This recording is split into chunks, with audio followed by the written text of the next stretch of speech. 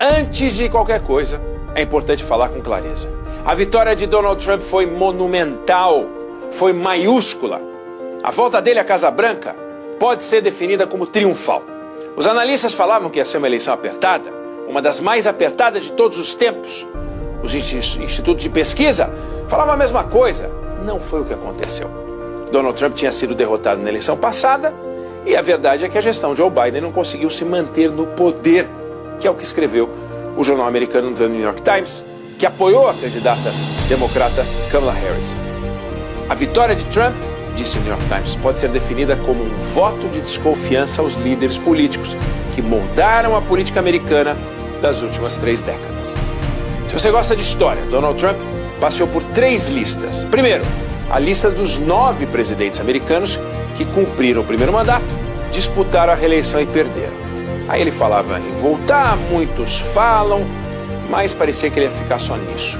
Aí ele entrou para uma segunda lista, a dos 4 presidentes americanos que, tendo perdido a reeleição, voltaram a disputar 4 anos depois para tentar um novo mandato, não consecutivo, né? A Casa Branca. Com as 34 condenações criminais que ele tinha, muita gente achava que ia ficar por aí, só que não. E aí ele entrou para a terceira lista, se tornando o segundo presidente americano na história a vencer nessa situação. Um outro, um democrata, Grover Cleveland, século XIX, fez isso.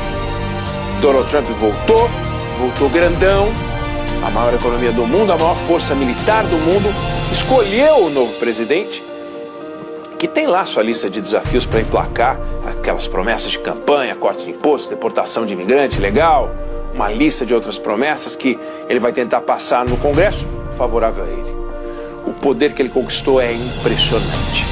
E o mundo político internacional, cada canto observa essa vitória por um ângulo de interesse, porque essa vitória tem efeito sobre o planeta todo.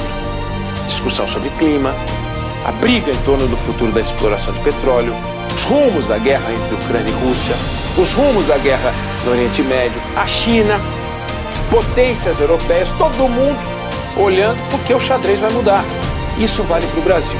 Não dá para a gente aqui ficar perdendo tempo com discussão pequena, envolvendo ideologia, esse papinho que ocupa o tempo das nossas lideranças e que irrita a sociedade. Basta olhar o que as urnas aqui disseram àqueles que ficaram discutindo quem é mais democrata, quem é menos democrata. A esquerda foi quem perdeu mais tempo com isso, tomou uma surra nas eleições municipais por aqui. E está aí por aí, catando cavaco, sem saber o que fazer. E como país, a gente não pode perder tempo com análise rasa. Sabe assim? Ah, o Trump é exótico, o Trump é doido, o Trump é uma ameaça à democracia. A democracia mais poderosa do mundo fez uma escolha livre e colocou o Trump no poder. É com ele que os americanos querem seguir. E com ele que o Brasil vai conviver. Enquanto Trump promete mudanças radicais, aqui o que a gente tem? Um governo que não consegue nem fazer corte de gastos para tornar o nosso orçamento sustentável. O que a gente tem que fazer é lição de casa para tornar a nossa economia atraente num cenário em que o presidente americano promete cortar impostos e se tornar um país que vai correr atrás do capital de longo prazo.